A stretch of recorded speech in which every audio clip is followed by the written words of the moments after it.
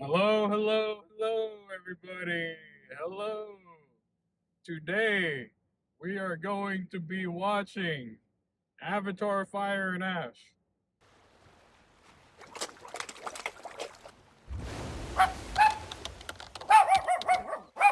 The plan for this weekend was to actually go to the theaters yesterday.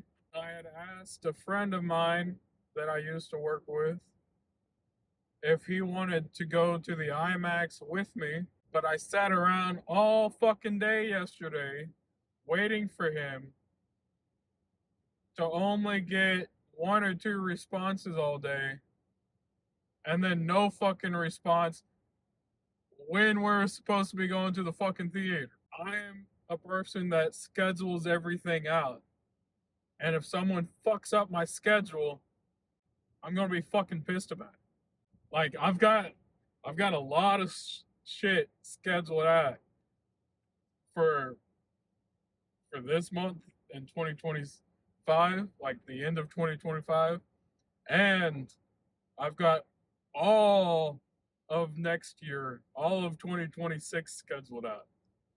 Yes, today I am going to watch Avatar Fire and Ash in the IMAX and try and get this review edited and uploaded for tomorrow, for Tuesday, December 23rd.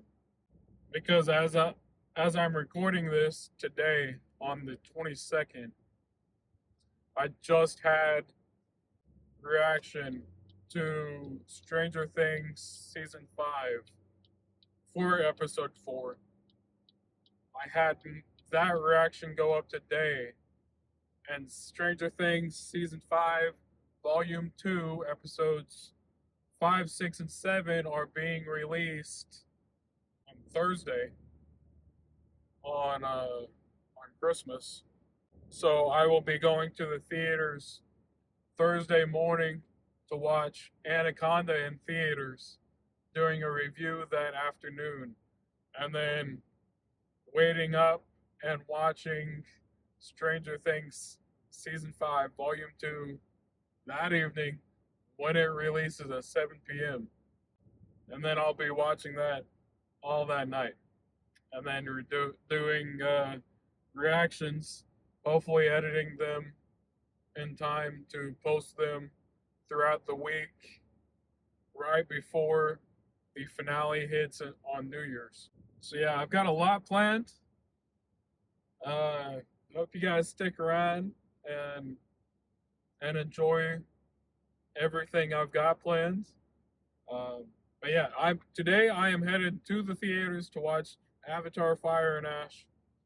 I've been rewatching the other Avatars. If you want to watch along with me while I'm rewatching Avatar and Avatar: The Way of Water, you can go over to my Patreon where I just posted full length watch along commentaries for the two first Avatar movies in preparation for this. So, because it's been a while since I've seen those. So I rewatched those, did watch alongs for Patreon if you want to find those. And now I'm doing a review for Fire and Ash, which I've been holding out and waiting for 3 or 4 years since the Way of Water released in 2022, I think it was. And it's been a few years, and I've been waiting for it. I can't wait to be sitting down in the IMAX watching Fire and Ash. I feel like the Avatar movies hated, like extremely hated for no reason, and I don't know why, but yeah, like I've always enjoyed the Avatar movies. I used to have the not the newer one, which is like the Frontiers of Pandora or something like that. Not the new game, but I used to have the old game for the very first movie, which was like a uh, game for the Wii, I believe, which like followed the story of the first movie, and been trying to find it, play it for Findawg XP because it's been at least a decade or so since I've played that. So I've been trying to find it again. But yeah, I've got plenty of things planned for my movie channel, which is this one, Findawg Rewinds, and I've also got plenty of things planned for Findawg XP throughout 2026. So yeah, hope you guys stay tuned. Catch my review here in a minute, but yeah, that's gonna be it for now. I will I will get back to you guys once I've seen Fire and Ash. That was outstanding, people. That was outstanding. I just finished getting out of the IMAX, watching Avatar Fire and Ash.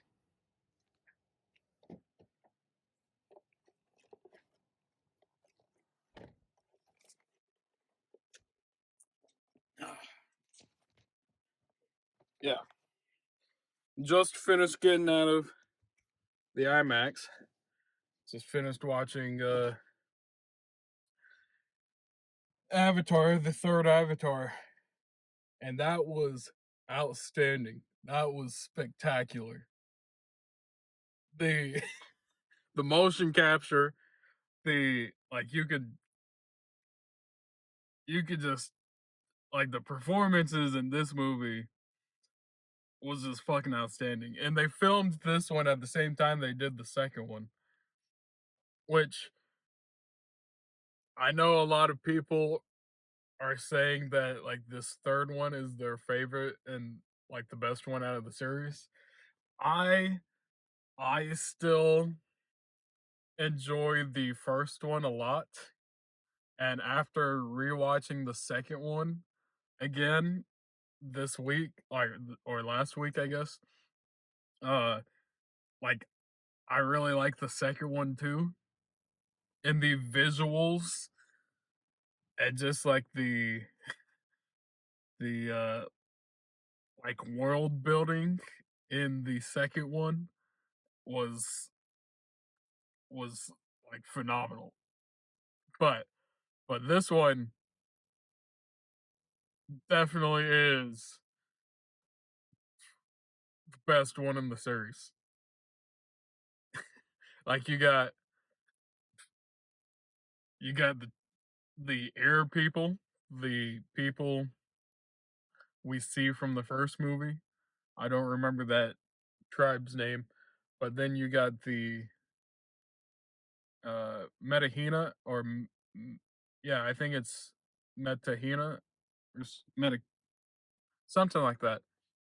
The Metahina tribe, who are the water people from the second film. And then in this film they add a third tribe, which are the Ash people, the people who are hiding and like fighting Awa, who is like the spirit mother of Pandora, and Una Chaplin, who plays the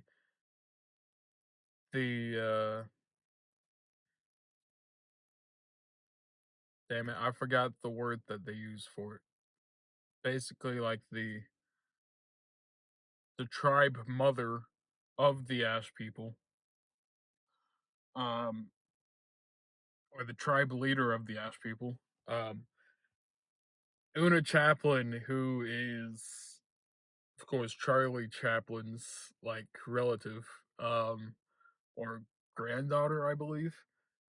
Like, yeah, she was fantastic as the antagonist in this film. And of course Stephen Lang is back playing as Miles Quaritch. But yeah, like Una Chaplin was a great addition to the cast for this one. Sadly, sadly we don't get a whole lot of Kate in this one, who plays the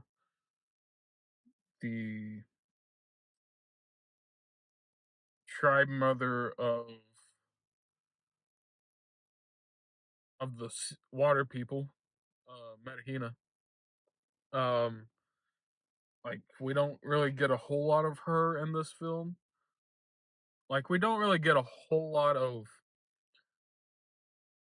the water people or the air people, honestly, until it comes to like bringing everyone together towards the end to fight off the humans as well as the ash people, working with uh Miles Quaritch, which I don't think is a spoiler because that was I've heard that was in the trailer. I didn't really watch the trailer for it. Wait, speaking of the trailers, I was late to my showing today, so like I walked into the IMAX as soon as the, like basically the ending of the Odyssey trailer. So I didn't even get to watch the Odyssey trailer, which I was planning on watching. But we got that, and then we got the Mandalorian trailer. So I made it to the Mandalorian trailer. Then they did the IMAX ads, and then they showed the Doomsday teaser trailer. It wasn't really a trailer; it was just a teaser of what's to come in Doomsday or who's to be in Doomsday, which you guys probably knew about before I even did because it was spoiled. It was spoiled for most people. I've been trying to avoid the spoiler. I knew there was something that was spoiled for Doomsday, and I knew that there was supposed to be a teaser trailer before Avatar, but I'm glad I waited because it it was pretty astonishing to walk in, sit down, and waiting to watch Avatar Fire and Ash, and then you know who jumps up on screen to tease Doomsday. That was pretty great. So I'm glad I didn't get spoiled from that. But um yeah, I did miss all the other trailers like the Odyssey trailer and stuff. So I'll have to still watch that. I don't know if I'll watch it or not actually. I was going to do a whole trailer marathon video for next year for all the trailers of 2026, but I don't even think I'm going to do that. I think I'm just going to start avoiding trailers altogether and just not watch trailers. Like I don't watch them when I go to the movies. I'm on my phone until the trailers are over and the AMC ad pops up, and then I put my phone away. But it's on the lowest setting, of course.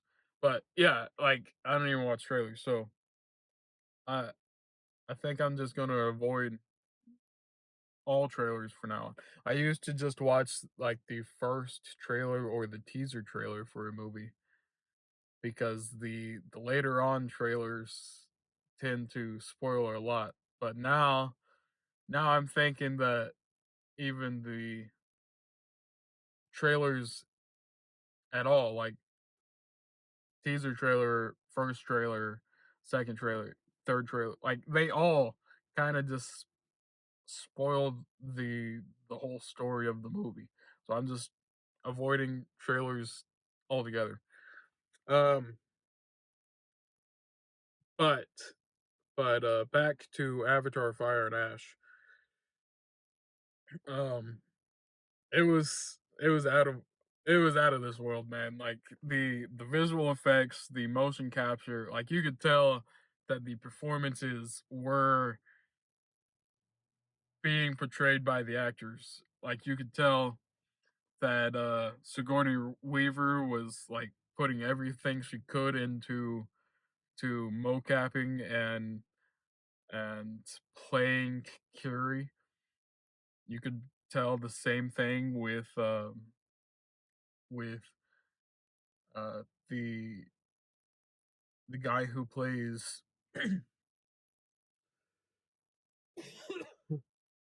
sorry, the guy who plays Loak, and of course, of course Zoe Saldana as Naturi, and I don't know who plays Took or the girl who likes Loak. I don't know her either. Um. Anyway, like you could tell they put everything they could into this movie, and that like they love working on this film and just being in this world because yeah, it was definitely the best performances we've gotten for these characters. The best like overall story, like family wise, like they finally started working as a family towards the end and like seeing each other as a family towards the end. There were several times where I thought like just will they won't they with Miles Quaritch, and like are they going to kill him off, or are they not, or are they, yeah, like it happened several times, and every time like it just took my breath away, like just how emotional this film is. Like, yeah, it got me to laugh. It got me to smile a lot. It got me to just like it made me breathless a lot. Like took my breath away a lot with just how good the visuals are for this movie. Especially since I watched it in the IMAX, and when I went in, I like I bought my tickets not realizing that it was a 3D movie. So like even more, yeah, like the 3D aspect of the film was breathtaking, man. Like whoa, like things were flying at me like for throughout the whole film, man. And it was so breathtaking. It was so gorgeous just seeing these 12 4 12 like however tall they are, like 9 to 12 foot tall Navi on screen, and you could definitely tell like the height difference between Spider and the rest of them, especially when they like go and infiltrate the army base with all the humans as well. Like you could definitely tell a size difference in 3D of the Navi and the humans. Like it was just breathtaking, man. Like this movie was outstanding, but it made me cry a lot with um with how gorgeous this movie is, and how like excited I was to watch this. I also knew going into it that it was going to make me cry, and I was expecting that, but then like I walked into it and it was 3D and everything. I just didn't expect it to make me that emotional towards the end, with the family actually seeing each other and like actually coming to a full understanding of each other at the end. Like yes, it's true at the end of the second movie, Way of Water, um Jake Sully sees and is like trying to be a little nicer to his son Loak, but also like take Spider in as his other son since he lost his first son to take him, and that's even more in this movie. Like you can see him juggling the two sons between Loak and Spider and trying to like connect with both of them and not be too harsh on Loak, even though sometimes like he gets ahead of himself and the frustration just gets a hold of him and he has to take it out on Loak sometimes. But like he's trying to be protective of his son while also trying to trust his son. And then with Nateri, like it is very obvious in the second movie that she does not like Spider because he's human and like she's kind of racist towards humans. But then Jake Sully confronts her about it in this third movie.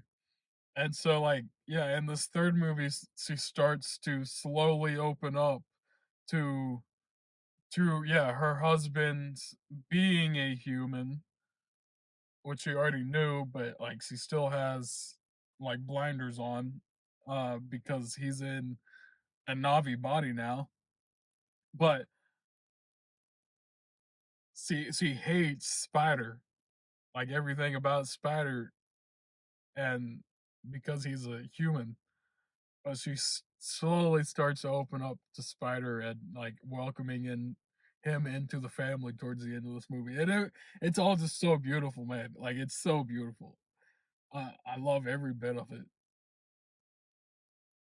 And the cast, the actors were just phenomenal in this.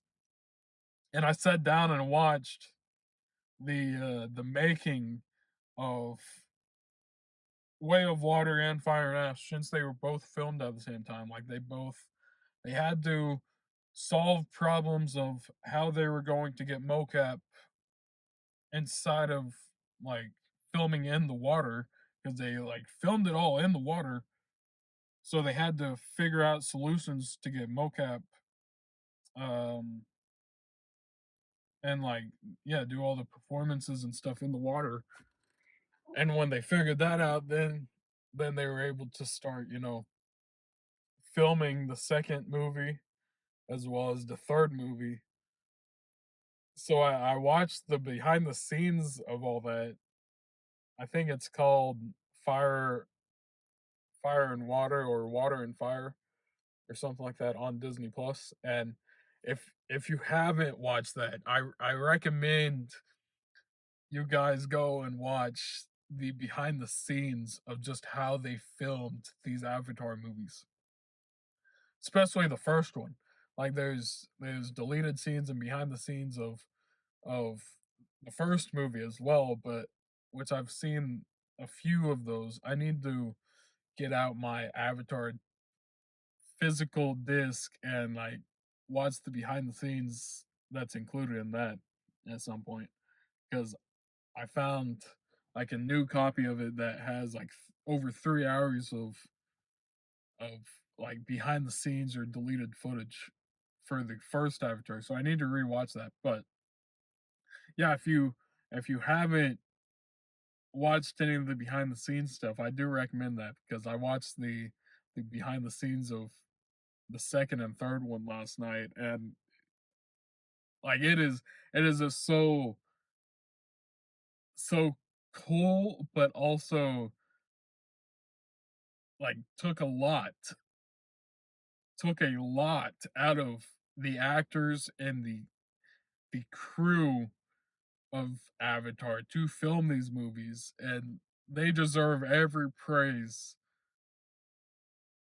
that's coming to them for the like they deserve every award that they get nominated for because Fire and Ash was just out of this world, man. Like it was so breathtaking, especially in 3D, especially in 3D. That was that was a wonderful surprise to get here to the theater, not knowing that I was going to watch it in 3D and then get handed 3D glasses as soon as I walk in. That was wild. Such a wild movie. Such a beautiful movie. Like it I love this franchise. I want to live in this franchise. If I like I mentioned in both my watch alongs, which I did mention that at the beginning of this video, but I do have watch alongs for Avatar and The Way of Water over on my Patreon if you want to go watch along to the full movies with me. I have full commentary where you can watch along with me. And in those reactions, I did mention that out of any fictional language, like any science fictional or just fiction in general, like fantasy, sci-fi, doesn't matter. Like any fiction in general, whether it's Lord of the Rings or yeah, like Lord of the Rings or Star Trek or Star Wars or like any of the Marvel languages and stuff. Out of out of any fictional language, if I were to choose a language that I want to learn how to speak and actually know how to speak the language, I would choose I would choose the Navi language. I want to learn how to speak Navi, not just Navi from the first movie though, where Neytiri is like teaching Jake Sully how to speak. Not just that. Like I want to learn the sign language that they use in the second movie to speak to the sea animals. I want to learn the spoken language that the tribe in the first movie use. I want to learn like all the whistles and like silent alarms and commands that they have that like while they're flying and stuff. Like I want to live in the world of Pandora.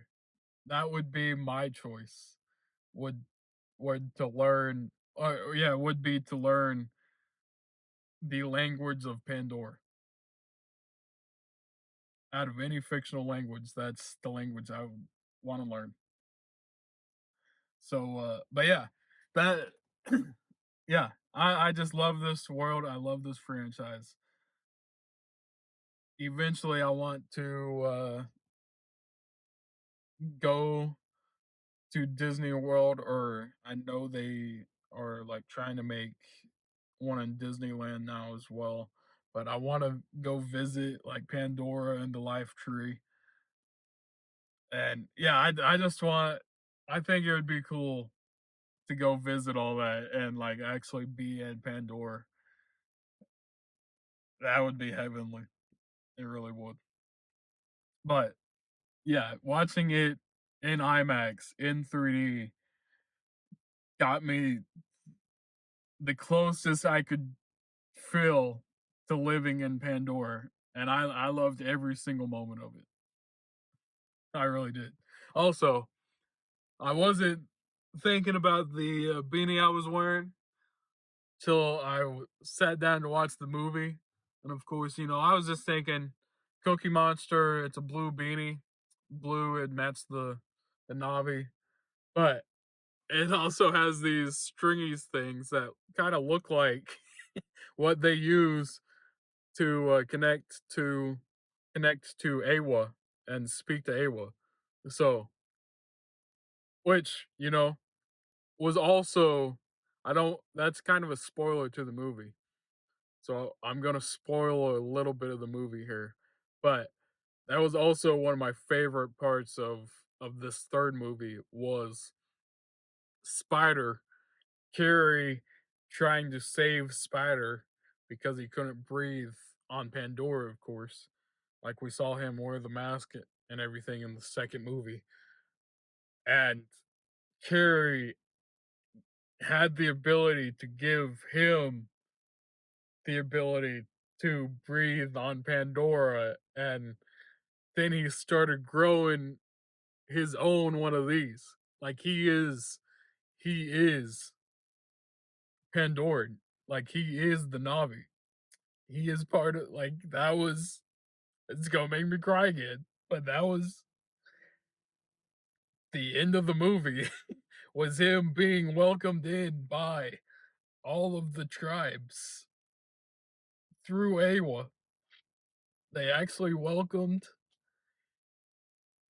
a human onto Pandora other than Jake Sully and they and Carrie's mother, who is actually Sigourney Weaver. I guess a clone of hers. But still, like they actually welcomed Spider into the family. Oh my gosh, I'm tearing up again just thinking about it. Oh my gosh, man. This movie was devastating in so many ways. It was heartbreaking, but it was also beautiful.